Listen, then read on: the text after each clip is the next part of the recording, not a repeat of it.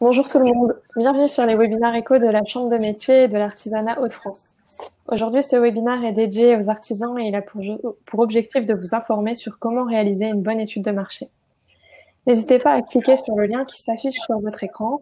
Il vous permettra de découvrir les prochains webinaires éco du mois de juin. Certaines thématiques, comme oser les marchés publics, pourraient vous intéresser par exemple. Vous avez aussi sur ce webinaire un chat, vous pouvez poser vos questions, je ferai une sélection tout au long de la présentation et à la fin, je reposerai vos questions à nos experts pour que vous puissiez avoir les réponses. Vous avez aussi un onglet sondage, n'hésitez pas à consulter cet onglet si jamais vous voulez répondre à quelques petites questions que nous pouvons vous soumettre. Si vous avez un problème de son, d'image, de chargement de la page, vous pouvez rafraîchir votre navigateur. Mais si vous rencontrez toujours ces problèmes, pas de panique, un lien vous sera envoyé à la fin du webinaire avec le replay. Nous allons essayer de respecter le format d'1 heure et de vous satisfaire au maximum. Aujourd'hui, pour ce webinaire, sont présents Marie Kroll et Emmanuel Vélo. Ils sont chargés de développement économique à la Chambre des Hauts-de-France. Et moi-même, Maureen Lansard, chef de produit marketing, clients et entreprises. Du coup, je vais laisser la parole à Marie et Emmanuel. Bon webinaire. Merci Maureen. Alors, bonjour à toutes et à tous. Alors, bienvenue effectivement sur ce webinaire. On va parler effectivement d'études de marché, une étape cruciale pour quiconque qui souhaite aujourd'hui développer, créer son entreprise, mesurer entre guillemets la faisabilité de son projet. L'ensemble en fait des éléments qu'on va voir tout au long de cette début d'après-midi auront dans tous les cas une incidence sur le choix de votre entreprise et sur l'activité de votre entreprise.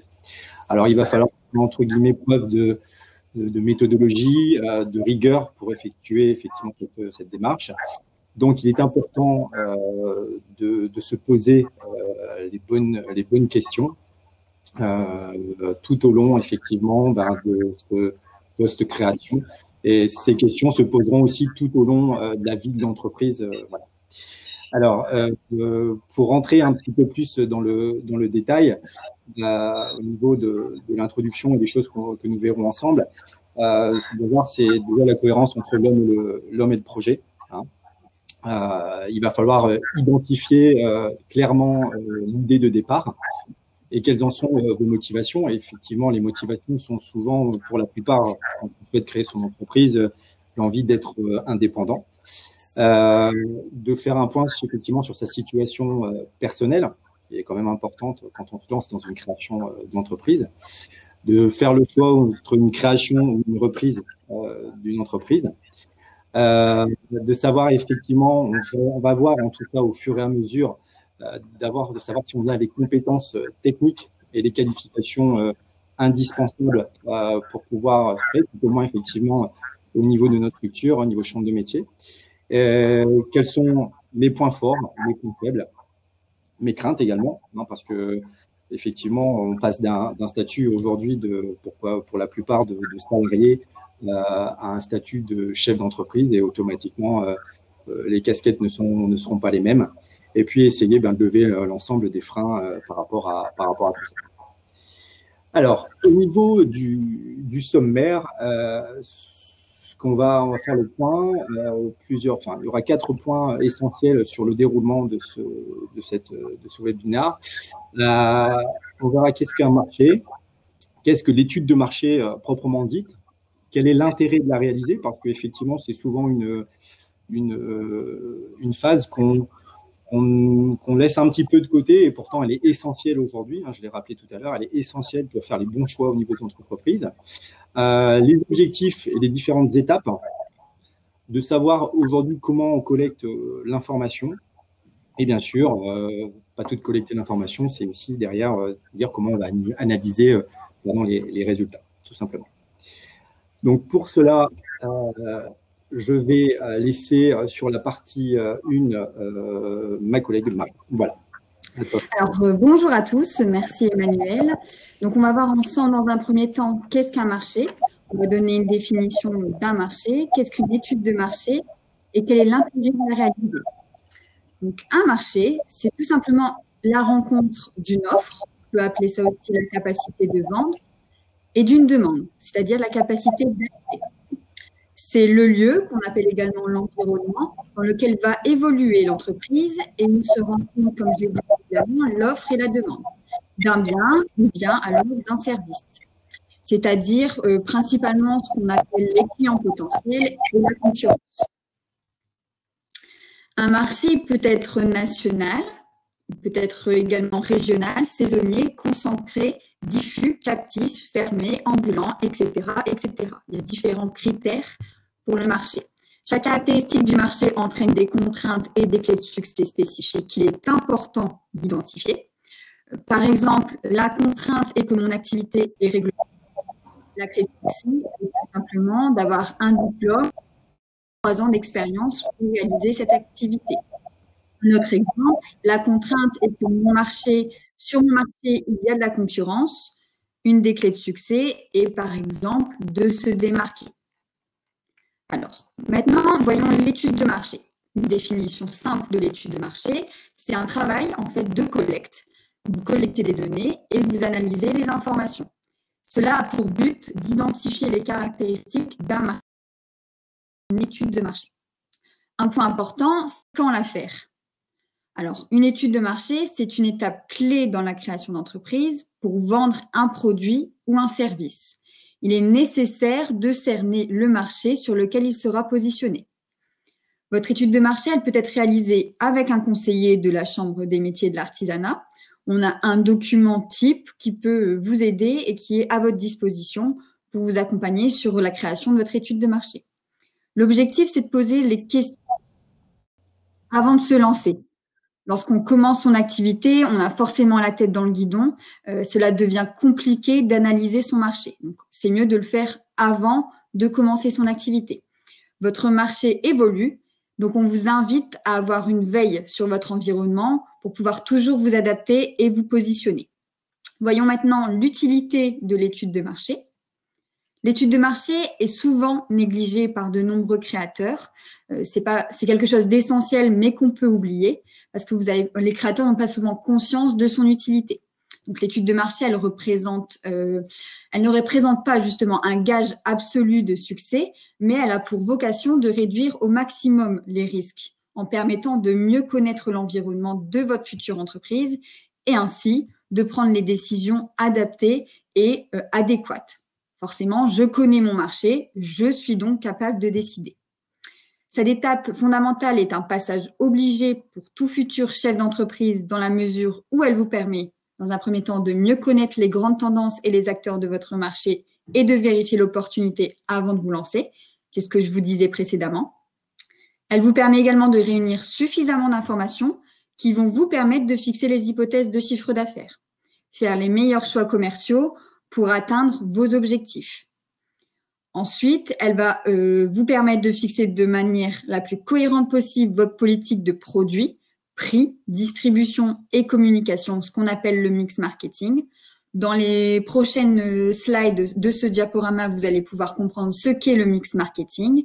Et enfin, l'étude de marché permet quoi? D'apporter des éléments concrets qui vous serviront à établir un budget prévisionnel. Le but de l'étude de marché, c'est aussi d'avoir une partie prévisionnelle, c'est-à-dire chiffrée.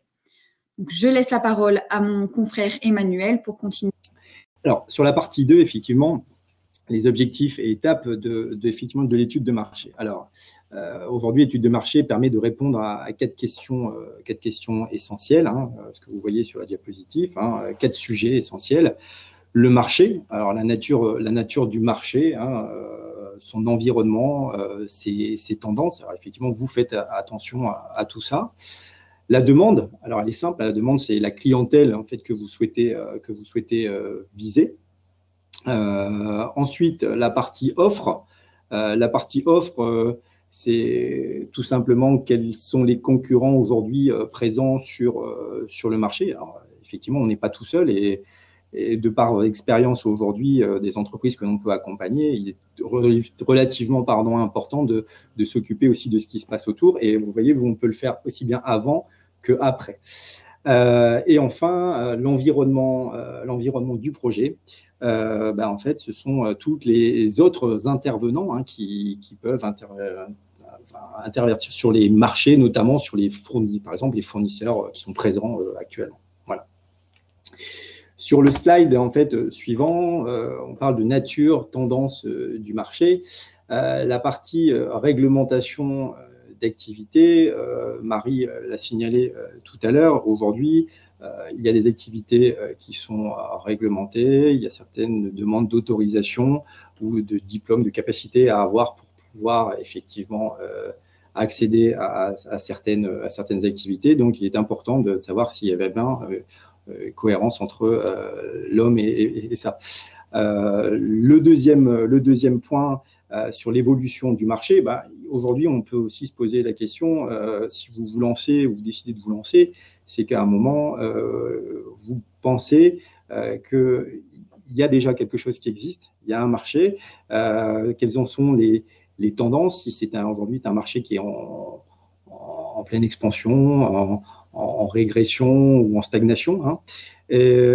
Pour tout ce qui est menaces et opportunités, il va falloir faire aussi attention à toutes les, on va dire, les modifications, qu'elles soient écologiques ou technologiques, voire politiques, hein, qui peuvent influer et jouer sur on va dire, sur la vie de l'entreprise en elle-même. Et puis, simplement, en tout dernier point, la cible du marché en elle-même, c'est qu'aujourd'hui, votre marché sur lequel vous êtes, alors si on prend par rapport à notre structure chambre de métier, aujourd'hui, il y a des grandes familles de métiers, de marchés, le marché du bâtiment, le marché des services, le marché de l'alimentaire. Aujourd'hui, c'est de savoir où est-ce que vous vous situez. Et certains, aujourd'hui, de ces marchés peuvent être soit effectivement de manière locale, régionale, nationale, internationale, pour certains aussi de façon, des fois de façon ambulante. On l'a vu aussi avec cette période qui est venue de passer où beaucoup de services de livraison ont été faits. Et voilà, ça fait partie aujourd'hui des choses sur lesquelles c'est possible. Et puis, entre guillemets, voilà, ce sont principalement ces points-là. L'objectif étant de faire une photographie du marché. Alors, la demande. Au niveau de la demande, excusez-moi. Alors, quelle est la typologie? Excusez-moi. Hop. Alors, au niveau de la demande, ce qu'on va définir, le profil de la clientèle que vous souhaitez viser, c'est au niveau soit ce sont des particuliers ou des professionnels ou des collectivités. Alors, pour les particuliers, ce qu'on peut déterminer, entre guillemets, c'est soit par rapport à, alors pour un particulier, l'âge, le sexe, la situation familiale, professionnelle. Voilà. Pour ce qui est professionnel, c'est d'essayer de déterminer aujourd'hui la taille de ces entreprises aujourd'hui qui existent, les activités qu'ils proposent, hein, toujours intéressant parce que des fois on a des petites différences qui peuvent exister. Après, les collectivités, on peut parler aussi d'industrie, hein, on veut dire, il y a aujourd'hui les clientèles que vous souhaitez viser, elle est assez, ce qu'on appelle enfin, entre guillemets dans le mix marketing qu'on verra tout à l'heure, c'est ce qu'on appelle en fait un segment de marché. Les modes de consommation aujourd'hui de votre clientèle, c'est qu'on va essayer aujourd'hui de comprendre le comportement des clients. Alors, ça veut dire savoir un peu où est-ce qu'ils se situent, où est-ce qu'ils achètent effectivement, ou comment ils utilisent des produits ou des prestations. Hein. Voilà. De connaître leur satisfaction et leur motivation. Alors, leur satisfaction, c'est déjà est-ce qu'ils sont satisfaits des produits qui sont connus, qui sont en place, qui sont proposés par la concurrence, quelles sont leurs motivations à acheter ou en même temps quels sont leurs freins, hein, a posteriori, ou en même temps quels sont un peu aussi comment dire, les caractéristiques des produits ou des services qui pourraient permettre de favoriser l'acte d'achat final. Donc ça, il faut effectivement bien se poser la question sur ces points-là. La zone géographique de votre clientèle visée. Alors, dans le fameux document dont on parlait, Marie, tout à l'heure, effectivement, tout ça, les points qu'on peut vous transmettre sont mis bout à bout. La zone géographique, aujourd'hui, on peut communément appeler la zone de chalandise, aujourd'hui, qui peut être calculée aussi bien soit en kilomètres, en termes de temps, en fonction des sites, que ce soit plus en milieu urbain ou en milieu rural. Les choses seront un petit peu différentes. C'est la zone en fait d'attractivité où se situent vos prospects, voire vos futurs clients. Et puis, en fait, tout simplement la partie sensibilité effectivement au prix, aux habitudes et aux attentes. Voilà. Donc là, effectivement, il va falloir faire très attentif à ce qui est en termes de prix, parce que effectivement, voilà, ce sont des choses importantes. Sur le slide suivant, si on va parler un petit peu, alors peut-être qu'effectivement, je vais juste revenir peut-être sur un point parce que aujourd'hui, on peut avoir certaines personnes qui ont dit, voilà, il y a des besoins qui existent, mais entre un besoin et une demande, comment expliquer? Le besoin, c'est un peu l'expression d'une attente, de quelque chose d'un problème à résoudre. Qu'aujourd'hui, il existe aujourd'hui, s'il existe un besoin qui est insuffisamment présent, il faut encore derrière qu'il y ait une demande qui soit vraiment formalisée pour pouvoir se dire, voilà, il y a de quoi faire, il y a de la place pour moi sur ce marché. Et au bout du compte, se dire voilà, qu'il y a sûrement des personnes qui sont prêtes à payer, on va dire, un prix pour une solution, un produit ou une prestation donnée. Alors, au niveau de l'offre, donc l'offre, comme on l'a dit tout à l'heure, c'est effectivement d'identifier la concurrence. Alors, d'identifier la concurrence, elle est importante. Il s'agit, on va dire, d'imaginer un peu la notoriété, les spécificités, les stratégies, entre guillemets, de chacun de vos concurrents. Donc, voilà, combien sont-ils actuellement? Peut-on identifier de nouveaux entrants sur le marché? Qu'est-ce qu'ils vendent? Comment? À quel prix? Où est-ce qu'ils sont situés? Alors après, quelles sont la visibilité ont-ils en termes de communication, de promotion?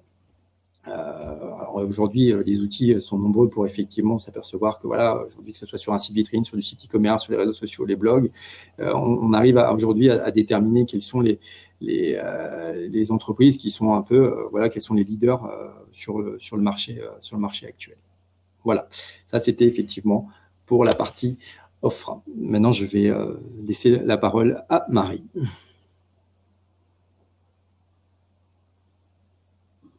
Alors, merci. Concernant maintenant l'environnement, ce que je vais appeler, ça va être principalement également les fournisseurs. Donc, l'objectif premier, c'est d'identifier les facteurs qui peuvent avoir une influence favorable ou non sur votre marché ou sur votre activité. Donc, cette analyse, elle doit être vraiment faite dans le détail. Et pour cela, on peut faire appel à l'analyse Pestel. Donc, on va le voir sur le prochain diaporama. L'analyse Pestel, c'est quoi? C'est tout simplement un outil d'analyse stratégique qui va vous permettre de surveiller les risques et les opportunités que pourrait rencontrer votre entreprise et son marché. Donc, c'est, comme je vous disais, les risques et les opportunités principalement. C'est une vision globale de l'environnement, en fait. Ça met en avant 6 grands acteurs. Son acronyme, donc PESTEL, ça correspond à quoi? À politique, économique, socioculturel, technologique, écologique et légal. Donc, on vous a mis un petit peu sous forme de tableau les questions que vous pouvez vous poser à partir de cette analyse stratégique PESTEL. Donc, en politique, une première question, c'est quelle est la stabilité politique au niveau de mon marché? Est-ce qu'il y a des tensions particulières? Est-ce qu'il y a déjà un régime qui est mis en place ou est-ce que je vais devoir en mettre un en place? Quelle est la politique en matière de fiscalité, de commerce? Économique, là c'est un point vraiment essentiel. Par exemple, quelle est la conjoncture économique actuelle?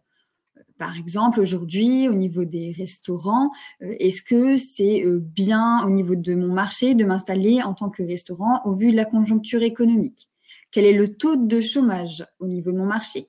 Quel est le revenu disponible? Quel est le revenu aussi que je peux m'en tirer? Et quelle est l'évolution de mon marché? Social, c'est tout ce qui va comprendre donc, quelle est la culture, les valeurs et les normes, quel est le niveau d'éducation, comment évolue la démographie, quelles sont les habitudes de consommation. Donc, on est plus sur une recherche de catégories sociales de la consommation, par exemple, de mes clients. Quelle est la catégorie sociale de ma future clientèle? Technologique, là, c'est aussi un point clé et qui est de plus en plus important. Quelles sont les évolutions technologiques à venir? Sont-elles fréquentes? Quels secteurs sont-ils concernés par une évolution technologique? Est-ce que mon marché doit prendre en compte cette évolution technologique? Je pense que c'est un point essentiel aujourd'hui au niveau technologie. Un point qui est de plus en plus important également aujourd'hui, c'est l'écologie, donc le point écologique. Quelle est la sensibilité aux enjeux du développement durable? Quelles sont les mesures prises en faveur de l'environnement? Quel traitement est réservé aux déchets? Est-ce que demain, au niveau de mon marché, je peux faire des économies en traitant des déchets, en faisant des points au niveau écologique? Dernier point de l'analyse PESTEL, c'est ce qu'on va appeler légal. Quelle est la législation qui en... Comme je vous disais, par exemple, il y a des activités qui sont réglementées. Est-ce que la mienne est réglementée? Comment peut-elle évoluer? Quel est le rôle des pouvoirs publics au niveau de mon activité, de mon marché? Quel est le rôle des groupes d'influence et des organisations professionnelles, etc. Il faut désacraliser cette étape, c'est-à-dire que de nombreux porteurs de projets ne s'estiment pas suffisamment compétents et complexifient à tort l'élaboration d'une stratégie, l'analyse de l'environnement, etc. Comme on vous l'a signalé précédemment, la stratégie, c'est que l'axe général donné à l'entreprise pour atteindre des objectifs. Donc, il ne faut pas avoir peur d'analyser son environnement. Plus l'étude de marché, elle sera sérieuse et précise, et plus la stratégie qui va en découdre sera logique. Donc, l'analyse de l'environnement, c'est ce que je vous disais, ça comprend également les fournisseurs. C'est important d'analyser vos futurs fournisseurs. Il va falloir alors récolter de nombreuses données sur vos fournisseurs du secteur. Par exemple, vous allez pouvoir récolter les prix pratiqués, les délais de paiement, les délais de livraison, le contrôle de la livraison, qualité, quantité. Est-ce que aussi il y a une qualité au niveau du service après-vente? Donc ça, c'est aussi avec des avis que vous pouvez trouver par exemple sur Google au niveau de fournisseurs. Les conditions générales de vente, est-ce que vous pouvez vous les fournir pour pouvoir analyser ces conditions générales? Et la notoriété. Est-ce que votre fournisseur possède, est connu, connaît un succès certain auprès des autres concurrents de votre marché? C'est vraiment ça qu'il faut regarder dans la globalité. Il est alors possible de dresser une liste de fournisseurs présents sur votre marché avec leurs points forts et leurs points faibles. Il faut en ressortir les plus intéressants pour le lancement de votre projet. Il ne faut pas oublier un point essentiel également quand vous allez faire l'analyse de votre environnement, c'est d'identifier les fournisseurs qui travaillent avec vos concurrents. C'est pas nécessaire de regarder seulement les fournisseurs avec lesquels vous pouvez travailler. Il faut également regarder pour quelles raisons votre concurrent travaille avec tel fournisseur. Est-ce que c'est pour le prix, la qualité? Est-ce que c'est parce que c'est plus proche de son activité? C'est un point essentiel aussi lorsque vous allez faire l'analyse de l'environnement, ce qu'on appelle aussi également l'analyse au niveau des fournisseurs. On peut voir maintenant comment collecter les données de son étude sur les différents points établis précédemment, donc c'est-à-dire la demande, le marché, l'offre et l'environnement. Je te passe la parole, Emmanuel. Pour ce qui est de la collecte d'informations, effectivement, aujourd'hui, il existe une multitude de sources d'informations sur lesquelles vous pouvez trouver. Voilà, le tout, c'est de bien vérifier la véracité, parce qu'on trouve effectivement de tout, la véracité des éléments sur lesquels vous allez vous baser, et en même temps de regarder un peu sur les mises à jour en fait de ces documents. Donc au niveau recherche documentaire, de nombreuses sources d'informations sont disponibles. Il y a des études sectorielles, hein, par le biais d'Exerfi, la consultation du site BPI Création, des données économiques via l'INSEE, Credoc ou Odile, hein, Odile qui est un outil aujourd'hui disponible sur la plateforme de l'INSEE, qui est une source d'information très intéressante, facile à faire, voilà, que vous pouvez trouver facilement sur un moteur de recherche. Les données financières des entreprises, sur lessociétés.com, qu'on passe. La consultation de revues et du site web professionnel, et également auprès de la liste des fédérations et organisations professionnelles. Alors, c'est toujours intéressant de prendre, on va dire, des liens dès le départ et en faire ressortir, on va dire, les bonnes informations. Alors, au niveau des études de terrain, on dit toujours qu'effectivement, rencontrer sa future clientèle, c'est entre guillemets le meilleur moyen, tout au moins le plus efficace pour tester en fait votre offre et connaître un petit peu les attentes de vos clients. Alors, pour cela, il y a deux types d'études, ce qui est noté sur le slide, des études qualitatives et des études quantitatives. Alors, pour ce qui est des études qualitatives, voilà, on peut réaliser ce qu'on appelle, réaliser des entretiens, des interviews. L'objectif, effectivement, c'est de recueillir un maximum d'avis et parfois même de suggestions qui pourront peut-être faire évoluer votre projet de base. Quand on parle de stratégie d'entreprise, même si on est en phase de création, une stratégie n'est jamais figée et elle peut toujours évoluer en fonction des mouvances du marché, en fonction de la réparation de concurrents, de règles, de lois, de normes, enfin voilà, peu importe. Et elle permettra, on va dire, en même temps, de bien d'adapter votre offre à la clientèle que vous souhaitez vraiment viser. Alors, par rapport au niveau des études qualitatives, réaliser des entretiens, elles peuvent se faire aussi bien de face à face ou en réunion de groupe. Ça peut se faire aussi bien auprès des professionnels, des prospects, que vous n'aviez peut-être même pas forcément identifié dès le départ, mais qui feront avancer votre réflexion. Quand on parle de choisir aujourd'hui les bonnes questions en amont et de cadrer en fait l'entretien, effectivement, il est important quand on fait ce genre de choses, de bien driver, laisser parler son interlocuteur pour qu'effectivement il puisse nous donner un maximum d'informations, mais quand même bien cadrer, on va dire, les choses. L'objectif, un peu comme dans une relation commerciale, c'est de mettre en confiance, en fait, la personne. Pour ce qui est de l'étude quantitative, il s'agit plus d'enquête de terrain qui permettrait de dresser des résultats quantifiables, en fait, sous forme un peu de statistiques. Alors, l'outil adéquat pour ça, mais qui peut paraître lourd à mettre en place, certains d'entre vous, de par nos expériences, le font. C'est de mettre en place un questionnaire et de l'administrer en nombre. Pour cela, il sera nécessaire de constituer, comme il est noté, un échantillon qui doit être suffisamment représentatif au niveau d'une population qui correspond entre ce que vous souhaitez viser.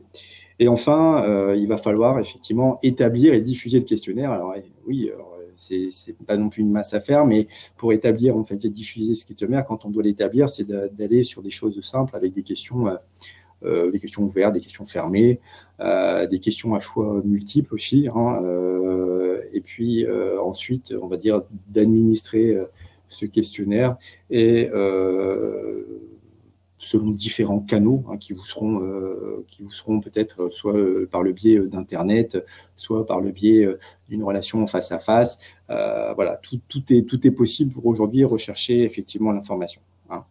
Et tous ces éléments-là, que ce soit l'étude qualitative ou quantitative, vous permettront à un moment de clarifier et de travailler, de déterminer plus ou moins la partie prévisionnelle au niveau de votre chiffre d'affaires par rapport au business plan.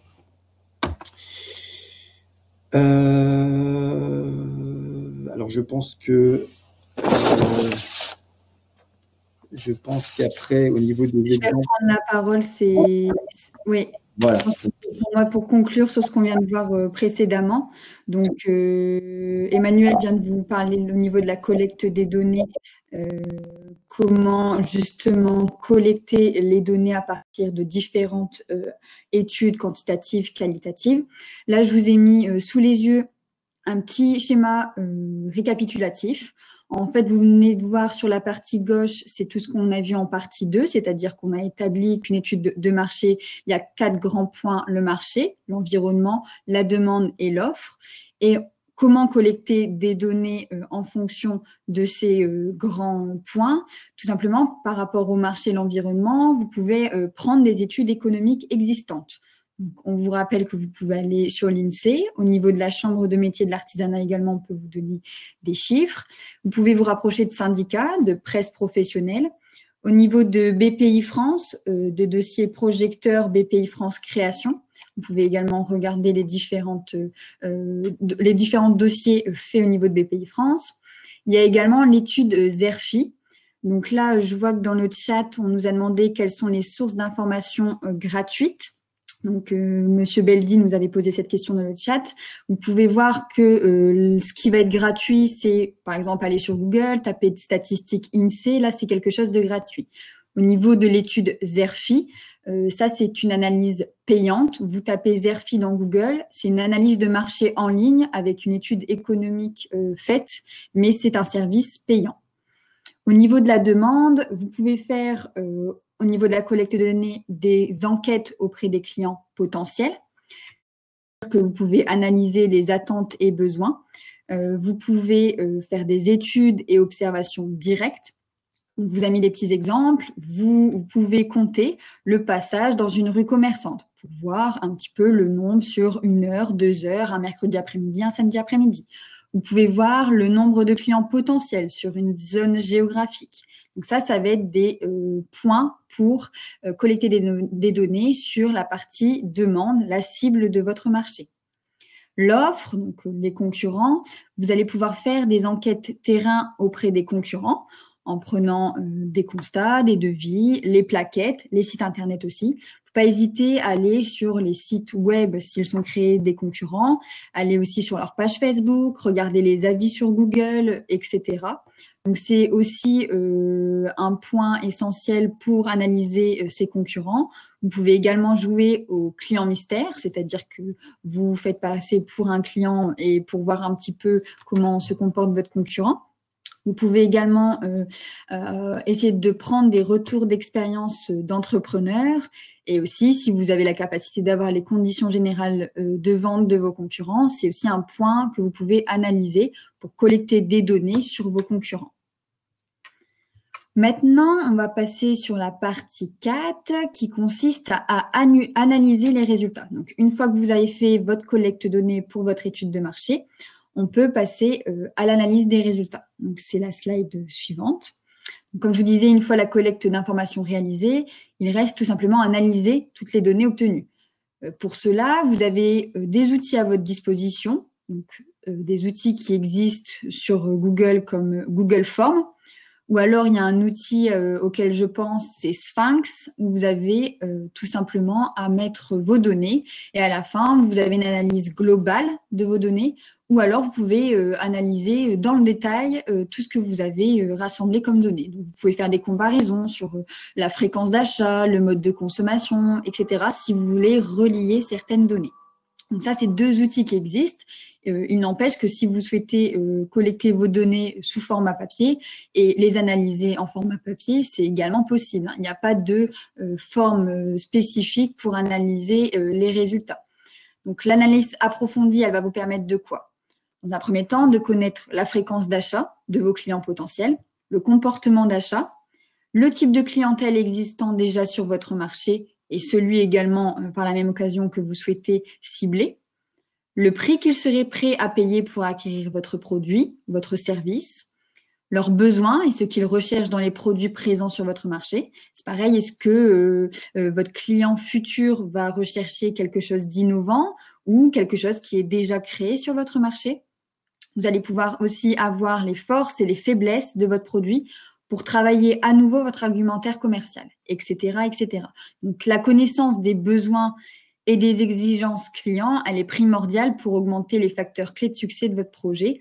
Vous allez voir que, effectivement, en analysant les résultats, vous allez pouvoir augmenter les chances de connaître votre marché et d'établir une étude de marché en connaissance de cause. La phase d'analyse a également pour but de définir les conditions de réussite de votre produit ou de service, savoir est-ce que c'est quelque chose qui est attendu, est-ce que c'est pas quelque chose qui est créé et qu'il n'y a pas forcément de débouché. Si votre projet apparaît comme viable à la suite de votre étude de marché, il reste alors à produire des éléments concrets concernant votre future entreprise. Donc là, on va voir qu'à l'aide d'analyse de collecte de données, ce qu'on a fait précédemment, vous allez pouvoir être en mesure de tout simplement formuler ce qu'on appelle des hypothèses de chiffre d'affaires. Pourquoi formuler des hypothèses de chiffre d'affaires? Tout simplement, l'objectif, ça va être d'alimenter votre prévisionnel financier qui va être dans votre étude de marché. Donc, à la fin, souvent, en tout cas, le document qu'on peut vous proposer et vous accompagner à la Chambre des métiers pour l'élaborer, à la fin, il y a un prévisionnel financier. Donc, les hypothèses de chiffre d'affaires apparaissent dedans. On répète, attention, il s'agit que d'hypothèses. Ça ne va pas forcément être à 100% ces chiffres d'affaires qu'on a mis dans le prévisionnel. Donc, sur le diaporama, vous allez voir qu'on vous a mis trois méthodes de calcul pour aboutir à un chiffre d'affaires prévisionnel. Donc, pour vous expliquer, la première méthode qu'on appelle la méthode du prix de marché, elle consiste à quoi? Tout simplement à étudier des projets similaires sur votre zone ou d'autres zones géographiques. Donc, c'est-à-dire s'appuyer sur la concurrence. L'objectif, c'est de recenser les informations précises sur les concurrents à partir d'informations économiques disponibles, notamment de comptes annuels publiés. Donc, je pense à un autre outil qui peut vous permettre d'avoir les comptes annuels publiés, c'est l'outil Diane, D-I-A-N-E.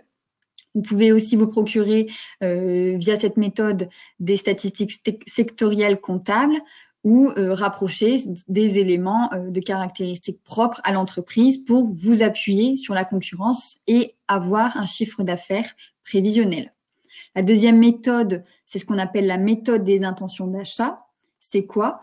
C'est le but de cette méthode, c'est d'évaluer les intentions d'achat des clients potentiels, donc futurs clients.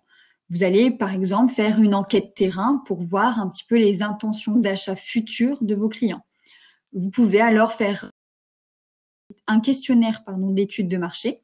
Vous allez inclure dedans des questions précises sur les habitudes d'achat, quantité, fréquence de réalisation des achats, prix psychologique, le montant du panier moyen, etc., etc. Donc, vraiment inclure des questions pointues dans votre questionnaire et ainsi en ressort des données qui vont pouvoir être constituées pour calculer un chiffre d'affaires prévisionnel. La troisième méthode, c'est ce qu'on appelle la méthode des objectifs et des parts de marché. Emmanuel, tu peux revenir sur la slide précédente. Merci. Alors, c'est tout simplement la troisième méthode, les objectifs et les parts de marché. Donc, c'est quoi? C'est estimer la valeur d'un marché, donc en fonction des flux commerciaux. Et ça vous permet de déterminer ce qu'on peut appeler la part du gâteau que vous pensez prendre à vos concurrents. Donc, c'est-à-dire que vous établissez tout ce qui se passe sur votre marché et vous dites, moi, ma part de gâteau, ça sera ça, vu que c'est pas encore occupé. Il faut alors bien connaître forcément tous les concurrents de sa zone d'implantation. Pour connaître tous ces concurrents sur la zone d'implantation, on l'a vu précédemment dans la slide d'Emmanuel et l'a évoqué, il y a un outil qui s'appelle ODIL, donc ODIL, c'est l'outil d'aide au diagnostic d'implantation locale. C'est un outil qu'on peut vous aider à vous accompagner dessus avec un conseiller économique de la Chambre des métiers. Ça vous permet d'établir votre zone d'implantation et de voir un petit peu vos concurrents sur la zone d'implantation. Donc, il faut savoir que trop peu de porteurs de projets estiment que l'étude de marché permet d'avoir un chiffre d'affaires prévisionnel. Donc, ça vous permet effectivement d'avoir un prévisionnel à la fin. C'est un point essentiel. L'idéal, c'est d'utiliser plusieurs méthodes. Par exemple, vous utilisez 2 méthodes sur les 3 ou les 3 au mieux pour avoir une moyenne et estimer le chiffre d'affaires un petit peu qui permet la validité de la faisabilité financière. Donc, est-ce que le projet va-t-il générer suffisamment d'argent pour me faire vivre et développer mon entreprise? Ça vous permet vraiment de constituer ces 3 méthodes, une viabilité de votre projet et donc une viabilité de l'étude de marché. Je pense qu'on peut passer à la prochaine slide. On comprend. Alors, sur le slide suivant, il va falloir effectivement définir ce qu'on appelle le mix marketing. Alors, cohérent, le mot a une importance. Hein, au niveau le mot cohérent a une importance. En fait, le mix marketing, plus communément, des fois appelé plan de marchéage, hein, on va dire, c'est l'ensemble entre guillemets des actions aujourd'hui marketing qui sont prises pour entre guillemets assurer le succès d'un produit, d'un service, d'une prestation. Hein. Donc, ces différents domaines sont pris. Enfin, il y a quatre grands domaines, pardon. La partie produit, la partie communication, la partie distribution. Alors, bien sûr, voilà, vous savez des petits termes en anglais, mais en fait, les 4 P, c'est Product, Promotion, Price et Place. La partie produit, promotion, c'est la partie communication, Price, c'est le prix, et la place, c'est la partie distribution. Hein. Voilà. Alors, quand on doit définir effectivement un outil de mix marketing cohérent, effectivement, il faut qu'on se pose sur les questions de produits. Quels sont aujourd'hui mes produits, mes prestations? Qu'est-ce que je peux apporter en termes de conseils, de services après-vente? En gros, c'est ce que je vais vendre à mon client, hein, et qui va permettre de répondre aux besoins des attentes et des consommateurs. Pour la partie prix, effectivement, aujourd'hui, la notion de prix, on l'a brièvement abordée préalablement, mais cette notion de prix, aujourd'hui, elle va se faire sur d'abord une situation réelle de la concurrence, ce qu'on appelle la notion de prix de marché. Mais vous, ce qui vous intéresse aujourd'hui, c'est aussi, quand on crée son entreprise, c'est de gagner sa vie. Il n'est pas forcément obligé de se baser sur le prix de la concurrence. Hein, ou de mettre, entre guillemets, se mettre en dessous du prix de la concurrence, c'est effectivement de faire le bon prix, hein, ce qu'on appelle le prix de revient, hein, sur lequel vont rentrer, entre guillemets, d'autres paramètres qui sont tels que les coûts de fonctionnement de votre entreprise. D'une entreprise à une autre, les charges ne sont pas les mêmes, donc effectivement, le prix de revient ne sera pas le même. Donc, l'objectif, c'est de fixer le juste prix. Pour toute la partie, effectivement, distribution, en gros, c'est... Aujourd'hui, dans un plan marketing de stratégie, il faut identifier quels sont les moyens qui me sont donnés pour pouvoir contacter mes clients. Alors aujourd'hui, il existe toutes différentes solutions aujourd'hui pour pouvoir contacter ses clients. On peut se faire de direct, ça peut se faire par téléphone, ça peut se faire en porte-à-porte, c'est peut-être, voilà, mais il y a encore aujourd'hui des personnes qui fonctionnent comme ça, par email, par SMS, sur des salons, sur des foires. Aujourd'hui, tout est possible aujourd'hui pour entrer effectivement en contact.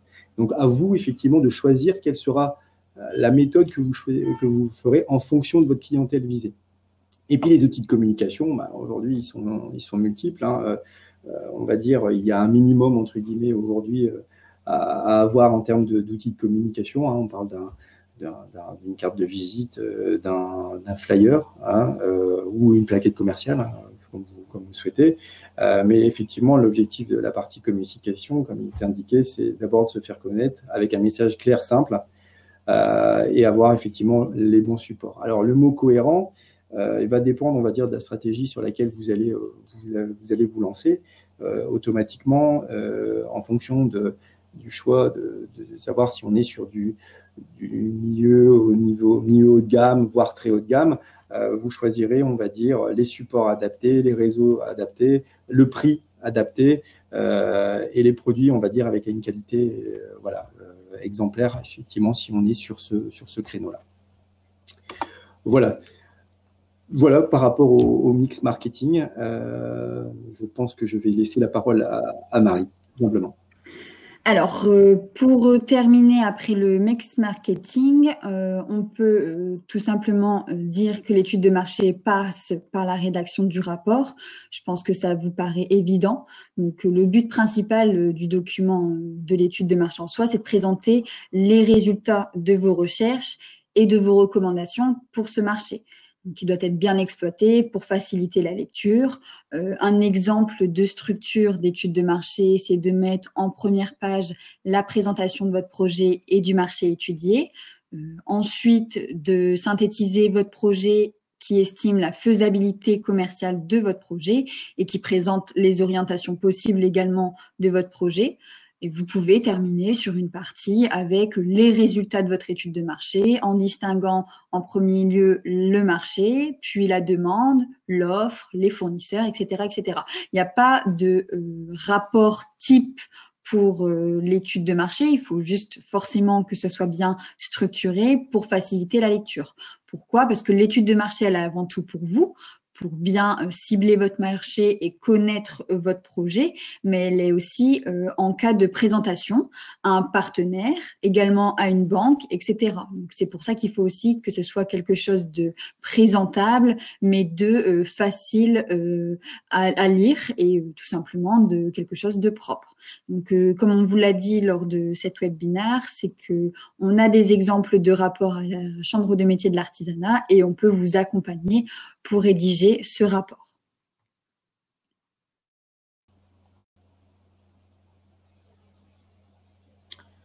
Voilà, je pense que nous avons fait le tour. Alors, peut-être pour conclure brièvement, ce qui peut être intéressant à dire, c'est qu'effectivement, il faut prendre le temps. Et quand on est en post-création, avant la création, on a un peu de temps et il faut y consacrer le temps nécessaire pour effectivement faire le bon choix, parce qu'on est un peu dans l'euphorie de tout ça. Donc, il est important aujourd'hui de vraiment prendre le temps. Cette étude, elle est pour nous indispensable, je pense, indispensable. Et en même temps, elle vous permettra, on va dire, de vous renforcer sur vos choix, peut-être de mieux connaître votre marché, hein, parce qu'on peut avoir certaines croyances, mais voilà, le fait de s'y intéresser, on peut s'apercevoir d'un certain nombre de choses. Et puis, de pouvoir avoir des perspectives, entre guillemets, d'avenir sur votre future entreprise. Et voilà, au niveau de la Chambre des métiers, on est là pour mettre bout à bout, on va dire, ces aimants-là avec vous pour mener à bien votre projet de création, de reprise d'entreprise. Voilà.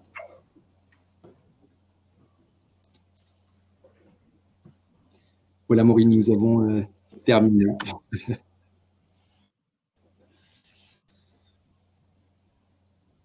Je coupe les caméras, je remets les caméras et j'enlève le support. On a eu quelques questions.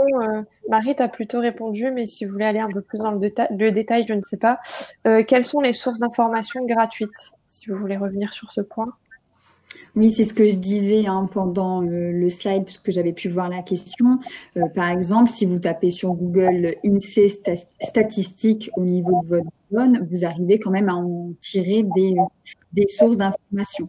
Après, c'est vrai qu'il existe des analyses payantes comme l'outil Xerfi que vous pouvez également trouver sur Google. Après, que ce soit pour l'Audi, l'INSEE, il y a pas mal d'informations y sont. Après, n'oubliez pas, il peut y avoir des petits bugs, mais c'est juste une question de votre navigateur. Il faut faire attention, des fois, en fonction des navigateurs qu'on utilise, l'accès est un peu compliqué, mais si vous avez des interrogations, en fait, on reste à votre disposition également. Adèle posait aussi une question. Comment définir notre échantillon pour avoir des réponses pertinentes au questionnaire? Alors, pour définir l'échantillon, il va falloir effectivement déjà se poser sur quel type de client moi je souhaite viser. Tout à l'heure, je disais, c'est quand on parle d'échantillon, ça va être est-ce qu'aujourd'hui je souhaite proposer mes produits à tout le monde ou on va dire à une catégorie de personnes. Donc, vous allez définir votre échantillon, ce qui peut être défini soit par des catégories professionnelles, soit par que ce soit des hommes, des femmes. Voilà, tout est possible. Le tout, c'est qu'il soit effectivement bien représentatif de ce que vous souhaitez, de votre activité. Voilà. Ensuite, on a... Pardon, tu veux compléter, Marie? Non, c'était pour confirmer le fait qu'il n'y a pas de chiffre d'échantillon à vous donner, c'est juste qu'il soit représentatif de votre cible. Après, le nombre, c'est sûr qu'aujourd'hui, on ne va pas faire 5 questionnaires, entre guillemets, pour connaître un petit peu la tendance ou une tendance. L'idéal, c'est d'en faire un maximum pour essayer de ressortir de ces résultats quelque chose qui en vaille la peine. Voilà. Ensuite, on a une question de Jérémy. Les accompagnements de la CMA sont ouverts à tout type d'entreprise, quel que soit le secteur d'activité? Vas-y, je te laisse, Marie, répondre si tu veux. C'est comme tu veux.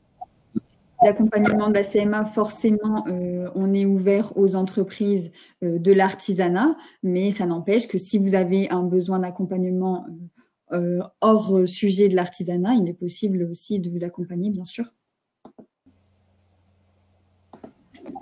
Si vous avez d'autres questions, n'hésitez pas à nous les poser dans le chat, nous pourrons y répondre. Je vois que Jérémy est en train de taper. Alors c'est vrai que nous, aujourd'hui, on reprend effectivement les métiers de l'artisanat. Et alors ça représente un grand nombre de métiers, même des métiers aujourd'hui qui évoluent en soi. Mais effectivement, c'est notre cœur de métier. Sur ces métiers-là, je pense qu'on est tout à fait à même de pouvoir bien orienter, bien répondre aux questions auxquelles les gens se souhaitent dans les métiers de l'artisanat, aussi bien dans les métiers, je vous disais tout à l'heure, des secteurs de marché, que ce soit bâtiment, des services, la partie alimentaire. Voilà. Disons que si vous avez un secteur d'activité, par exemple, qui dépend de la chambre de commerce, eux-mêmes ont peut-être plus de chiffres à vous fournir sur le secteur d'activité de la chambre de commerce. Alors, Adèle demande, faut-il sous-traiter l'étude de marché si on n'a pas les compétences pour la faire? Et combien ça coûte en moyenne?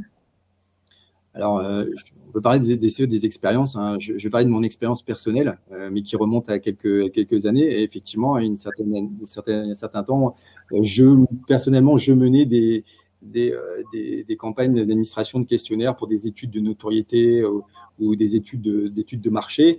Alors aujourd'hui, il y a des fois des écoles qui peuvent le faire dans le cadre de leurs activités et dans le cadre de recherche des fois de stages. Ça peut être effectivement quelque chose qui peut être mené comme ça. Mais sinon, quand on passe effectivement par des organismes, des structures privées qui peuvent effectivement le faire, elles existent, hein, vous les trouverez facilement sur Internet. Automatiquement, tout service rendu mérite effectivement derrière une cotisation effectivement pécuniaire. Donc automatiquement, oui, ça coûte de l'argent. Alors ça peut faire partie aujourd'hui du budget qui peut être prévu du départ hein, dans votre prévisionnel, mais c'est vrai que c'est pas quelque chose que l'on voit régulièrement de se faire financer, on va dire cette partie-là. Hein, d'accord. On peut faire financer de la recherche-développement pour la suite, pour développer l'activité, mais par contre, pour cette activité-là, généralement, le chef d'entreprise la met en place, prend le temps de la mettre en place au travers de tous les outils aujourd'hui qui sont disponibles. On a les deux possibilités. Après, il y a des choses aujourd'hui qui existent.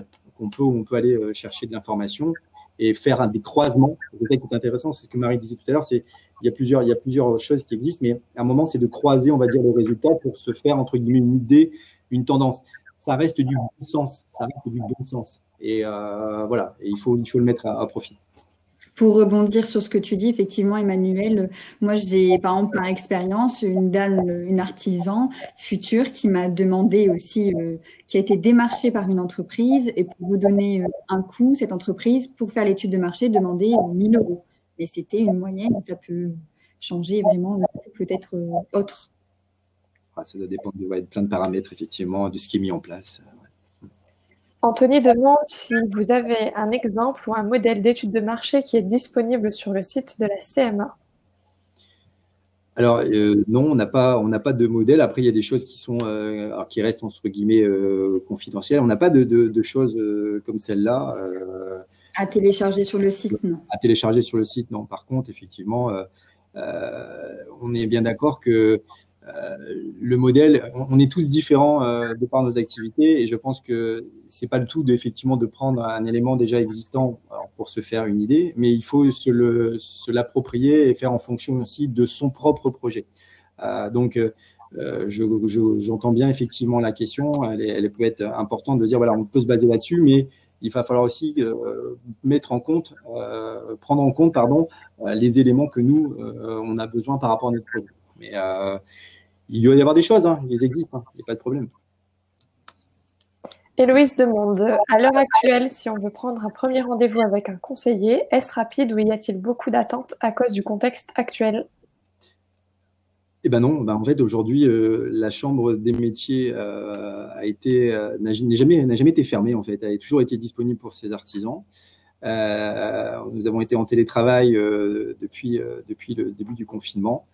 Nous avons répondu à beaucoup de questions et nous avons repris les activités, une continuité économique qui s'est mise en place, un peu comme les entreprises actuelles. Et depuis le 11, il y a un accueil physique qui est tout à fait possible et dans des conditions tout à fait réglementaires et sécuritaires pour vous recevoir. Il n'y a aucun problème. Aujourd'hui, nous avons des plages qui sont ouvertes. Vous aurez, si vous souhaitez nous coordonner directement, on vous les transmet. Vous avez une plateforme aujourd'hui téléphonique dédiée aux artisans au 09 72 72 72 07, si je ne me trompe pas. C'est ça. Voilà, où vous pouvez directement vous positionner des rendez-vous avec nous, avec les collaborateurs de la Chambre en fonction des spécificités, voilà, de ce que vous avez besoin. Donc aujourd'hui, très honnêtement, nos plages sont ouvertes. On a des rendez-vous qui sont fixés et ça commence effectivement, vu la situation économique de ce qui vient de se passer. Donc oui, il y a des plages et il y a pas mal de dispositifs aujourd'hui qui sont mis en place et qui accompagnent les entreprises dans leurs projets. Les rendez-vous physiques se font et commencent à revenir. Après, si vous êtes réticent, il est possible également d'avoir un rendez-vous téléphonique et même si possible, un rendez-vous en visio. Donc, il n'y a pas de problème. Donc, du coup, Héloïse, vous pouvez contacter, si vous voulez, le 09 72 72 07. Ou éventuellement les coordonnées de Marie ou de moi-même ou des collègues. Voilà, il n'y a aucun problème. Adèle demande... il faut combien de rendez-vous pour mener une étude de marché avec un conseiller CMA? Ça va dépendre en fait. Il n'y a pas de rendez-vous fixé à l'avance pour une étude de marché. C'est surtout, je pense, une avancée et du conseiller et aussi du porteur de projet pour faire cette étude de marché. Donc, ça va dépendre effectivement de comment la recherche se fait avec les deux. Après, dans la réflexion, si je peux me permettre d'ajouter, dans la réflexion, pour recueillir l'information qui sera nécessaire, on va faire les choix. On va faire des choix d'orientation, de se dire peut-être qu'il serait intéressant de mettre en place un questionnaire. Le temps de mettre en place un questionnaire, le temps d'administrer le questionnaire, c'est-à-dire que c'est du temps aussi que vous allez consacrer, aller sur le terrain. On parlait de réunion de groupe. À un moment, c'est de se dire, voilà, s'il faut que je réunisse des gens, voilà, ça va prendre un certain temps.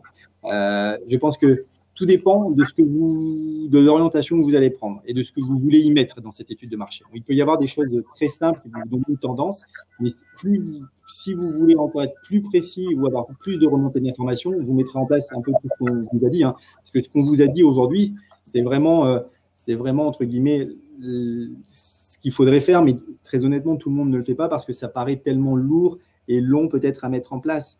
Mais pour ceux qui ont aujourd'hui un peu de temps de travailler sur le projet, il est quand même plus intéressant de se poser les questions avant que de se les… Marie l'a dit tout à l'heure, que de se les poser après. Votre temps après, il sera, on va dire, porté sur le côté production, il sera porté sur le côté d'être avec vos clients, de vous occuper de vos clients.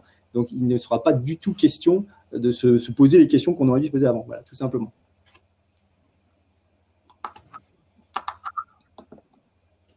Si vous n'avez plus de questions, je vais vous laisser encore 1 ou 2 minutes pour poser vos questions dans le chat et puis après, on conclura.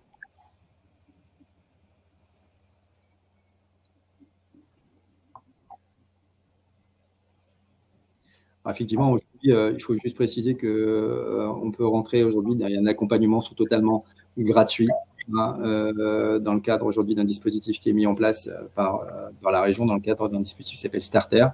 Aujourd'hui, vous avez le droit effectivement d'être accompagné, d'avoir au niveau des chambres de métiers une ouverture sur une boîte à outils extrêmement intéressante, sur de la formation, sur l'accompagnement individuel, même collectif, on a des formations collectives, pour tout ça en fait.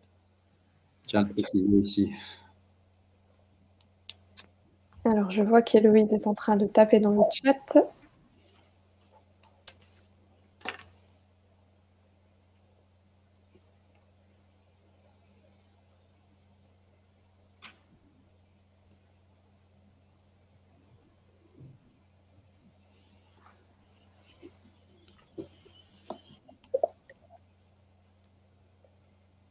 Alors, ah oui, faut-il avoir fait la demande du chéquier dont on nous a parlé sur un autre webinaire avant le premier rendez-vous? Donc, c'est le chéquier Starter que Héloïse parle. Vas-y, Marie. Non, vous n'avez pas besoin de l'avoir avant le premier rendez-vous. Vous allez pouvoir le faire pendant le premier rendez-vous sans problème.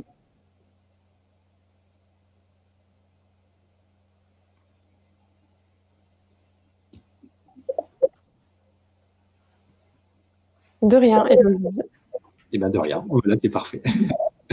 Bon, bah, du coup, si vous n'avez plus de questions, nous allons conclure. Je vois que Adèle, il est en train de taper, donc je vais attendre. Merci pour vos réponses. Bah, merci à vous pour votre présence. Donc, Merci à vous. on vous remercie. Je remercie aussi Emmanuel et Marie pour la présentation. On vous souhaite un bon week-end ensoleillé, une bonne fin de journée. N'hésitez pas à aller sur notre page Webinar Echo du site internet pour consulter nos autres webinaires. Et puis, ben voilà, bonne journée à vous. Bonne journée. Bonne journée, un bon week-end. Plaisir de vous revoir. Voilà. Merci.